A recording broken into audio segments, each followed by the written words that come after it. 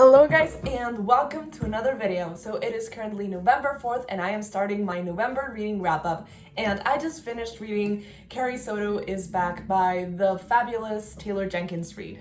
There is only one human being alive who could make me read over 300 pages of tennis content, and that is Taylor Jenkins Reid. No one else could have made me read this book, and I have to say that it helped that I was reading it with the audiobook. There was so much tennis slang, and I have to say that by the end of this, I still am not 100% sure how points work in tennis, but this book did its best for me to understand it. It just went over my head because I do not care. But this book did something that I thought was impossible. It made me care about tennis. During each match while I was listening to it, it had me on the edge of my seat. I didn't know what was going to happen. I didn't know if Carrie was going to win, if someone was going to twist an ankle, if someone was going to die. It was all very exciting. Carrie is not the most likable protagonist. In fact, she is a clearly unlikable protagonist, but she goes through a beautiful character arc throughout this book. In case you don't know, this book is about Carrie, who is 37. She has been a tennis champion, but suddenly this other female player, Nikki Chan, comes in and she's going to steal her record. So Carrie comes out of retirement with her dad as her coach in order to seal her record and her name in history. I gave this book 4 out of 5 stars just because I don't think it's as rereadable as her other books. As someone who doesn't play tennis, it seems well researched. She hit it out of the park. That is a baseball reference, but it's the only one I have. Next up, I read Daisy Jones and the Six, and I used the audiobook while I was reading the book. What can I say? I was just in a mood where I needed to read more from Taylor Jenkins Reid. This is my first reread of this book. After reading this, I think this might be my all-time favorite Taylor Jenkins Reid book. This is the perfect book for an audiobook. It's meant to be told through spoken word. This book is a series of interviews to Daisy Jones and the band The Six. We don't get narrative, we just get their perspectives and how they lived through this story. And it's the most fascinating thing I have ever seen. The first time I read this, I had to look it up if Daisy Jones and the Six had really never existed because they felt so real. This has definitely now become one of my favorite books ever. I just love all the characters. I love that they have such distinct voices. Even the characters that are side characters like Eddie and Warren, I love them. And Pete, who doesn't even say anything until the very end, they feel like real people. I love Karen and I love Graham, and Billy is a fucking idiot, but I love him as well. And Daisy Jones is a brat, but I love her, and I love Simone, and I love Camilla. But I just can't wait to see them on screen. Next up, I read Stars Above by Marissa Mayer, a sequel, kind of like a bind-up of short stories following the characters from the Lunar Chronicles. There's 9 short stories in total, and we follow each of our protagonists and what their lives were before we get to see them for the first time in the Lunar Chronicles. If you're a really big Lunar Chronicles fan, this answers a lot of questions you probably had about how Scarlett's grandmother kept Cinder hidden, or maybe about how Seev was turned into a wolf and how his first years were, or the story behind Cress being taken to the moon, or a bit more about Thorn and all his shenanigans back on Earth.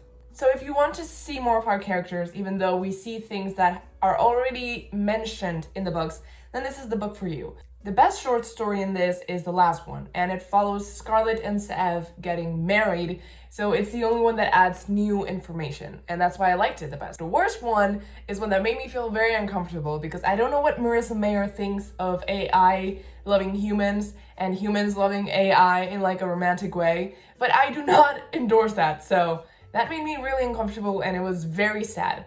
But overall, I did enjoy reading this. Some stories were kind of boring and I didn't care, but I really liked Thorns. I even really liked Cress. I wasn't expecting that. I loved seeing from Kai's point of view because I love Kai so much. He is one of the best, if not the best. Kai and Thorn interactions just give me life. Obviously, I loved any time we could see some of the couples or the characters just interact with each other. Overall, this is good. If you like the books, then you should probably pick this up.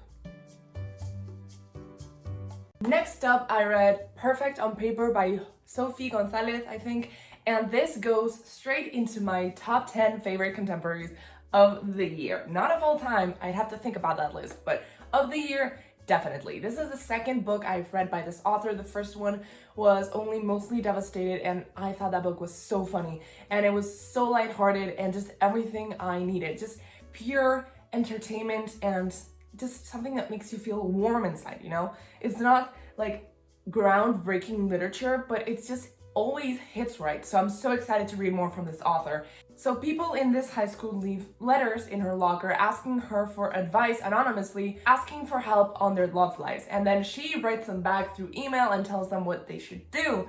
And so basically she's in love with her best friend, Brooke, but Brooke is not in love with her and she doesn't even know, so she likes other girls. And then she meets this guy, Broham, I think, or Bruham. I kept pronouncing it wrong in my head. And he asks her for help to get back with his ex-girlfriend. And obviously shenanigans ensue and they end up falling for each other while trying to get Broham back with his ex-girlfriend. The fun fact is that Broham, or Bruham, is actually Australian.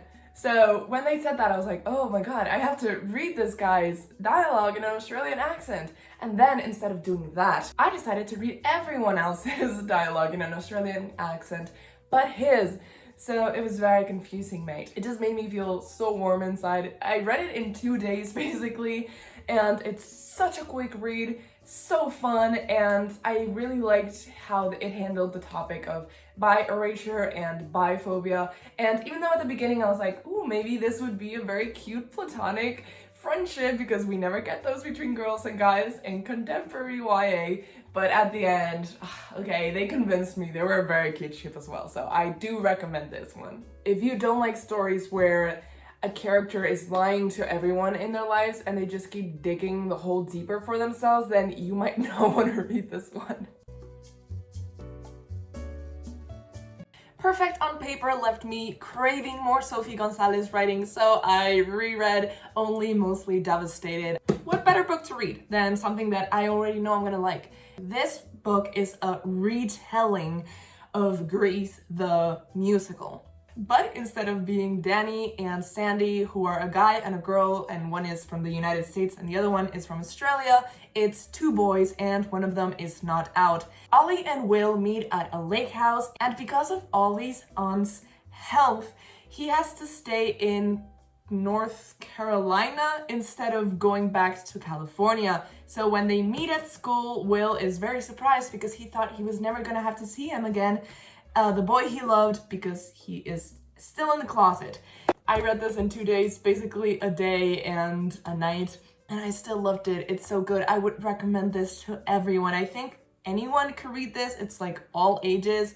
It's very entertaining, and I just love Ollie's brain. And this made me think. There are some books that are like 3 stars that I always say I would watch the movie because I think the movie would be more entertaining than the book that just didn't call me enough. But I think this is the kind of book that I rather it just stay as a book.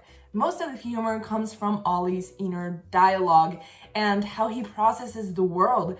So I don't think this would translate to an on-screen adaptation too well.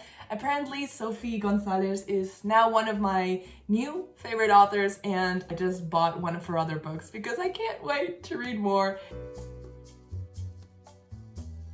Since the next book that I want to read is arriving in 2 days, I wanted to keep reading in order to not get into a slump, but I didn't want to pick anything up that I wouldn't be able to put down or have finished in 2 days. So that means that I started rereading my graphic novels. The first one is Lara Dean Keeps Breaking Up With Me, and this one I originally bought like 2, maybe 3 years ago.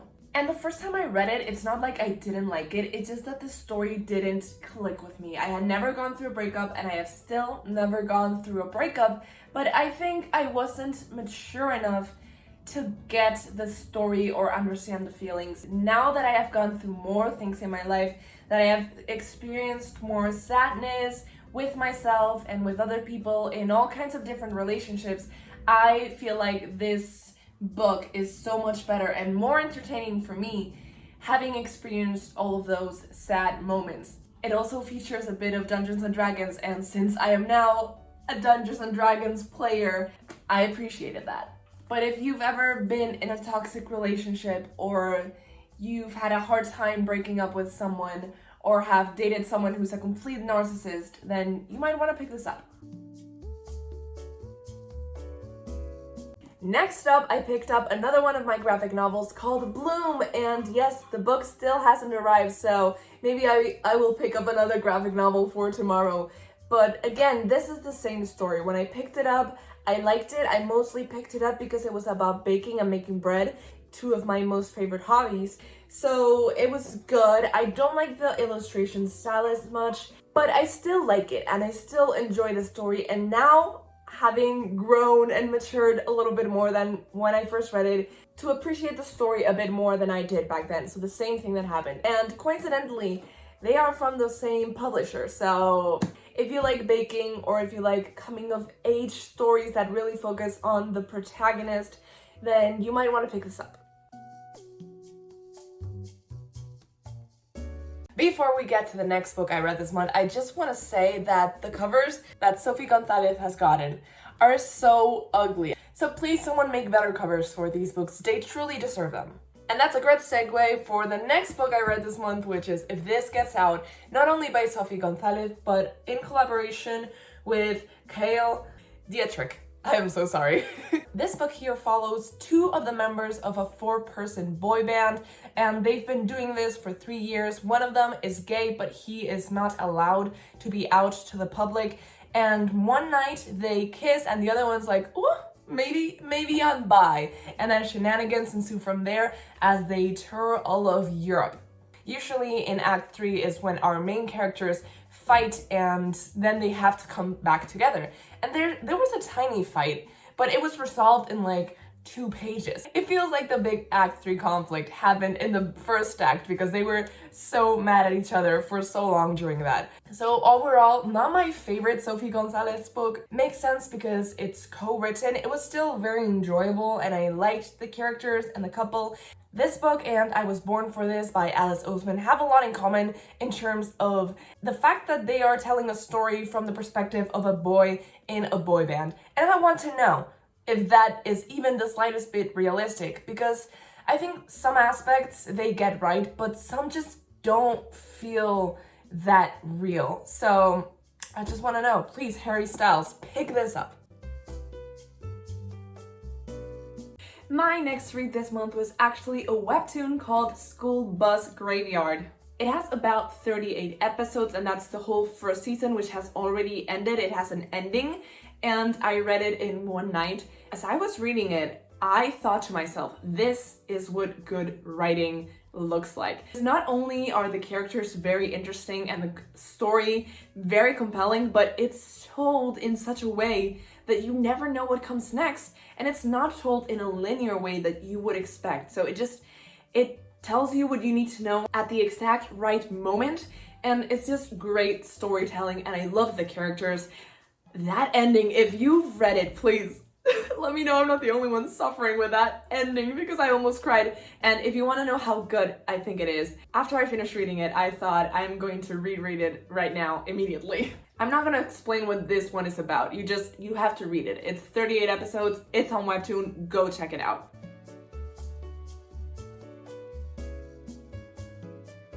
So it's nearly midnight and I just finished reading Scattered Showers, a short story collection by Rainbow Rowell. I honestly only bought this book because it was by Rainbow Rowell and because it had a short story about Simon and Bess, and I need to consume all Simon and Bess content, you know? It's a physical need. There's about 8 short stories, and I think 3 of them are based around characters that she has already written in books.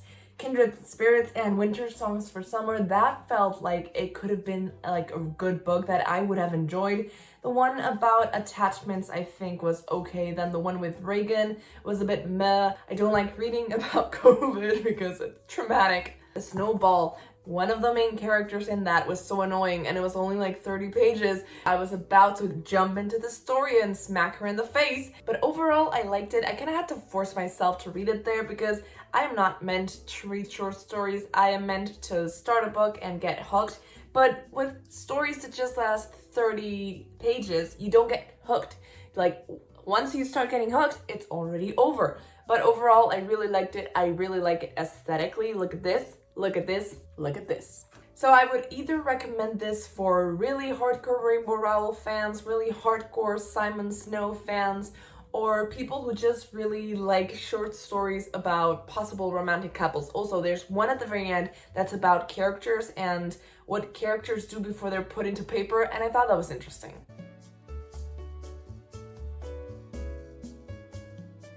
Next up, I read the third volume of Lovely Complex. And as I said in the October reading wrap-up, I love this series. It's incredible. I read this around 7 years ago and I read it multiple times, but I haven't read it since then. And it's still so good. It's a rom-com about a girl who is very tall and about a guy who is very short, who both have serious height complexes and love to bicker with each other. So they're like frenemies, but they're also in love. So it's the perfect dynamic. And as I said, you have to take a little bit of what happens here with a grain of salt because it is Japan in the early 2000s. So the gender roles are a little bit stereotyped, but everything else is perfect. And I love their dynamic and I love their relationship. The last book I read this month was on my ebook, and that was They Both Die at the End by Adam Silvera. And spoiler alert, they do both die at the end. I don't know why I wasn't expecting that. I kept holding on to the very last moment, thinking that one of them might be the one to cheat death, and surprise, surprise, no, they weren't. No, they weren't.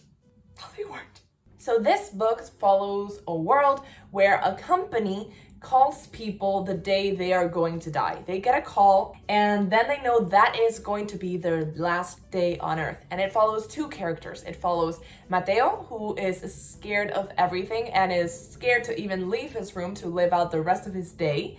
And then we follow Rufus, who made a very bad decision in the morning that's gonna haunt him for the rest of his last day on Earth. And I gotta say, I was not expecting the book that I got. I was afraid it might be insta-love, and for most of the book, I thought they weren't even gonna end up together romantically, so it wasn't insta-love at all. It made sense that under those circumstances, two boys would love each other just because of what they mean for each other in the moment. I really liked the writing. I loved the idea. I really loved the fact that the author peppered in little tiny stories in between that intertwined with the bigger plot. That was really nice. You can probably guess from the title, but this is a sad book. They both die at the end, but not a lot of books manage to get me to cry or even get me teary-eyed. This managed to get me teary-eyed, so props to that. And that is the last book I read this month, so please leave a like if you like this video. Comment down below what you have been reading this month and maybe some recommendations that you want me to read. Subscribe if you haven't already and click that bell button so you get notifications every time I post a new video. I post videos just like this every single Friday, and I guess I'll see you guys next time. Bye!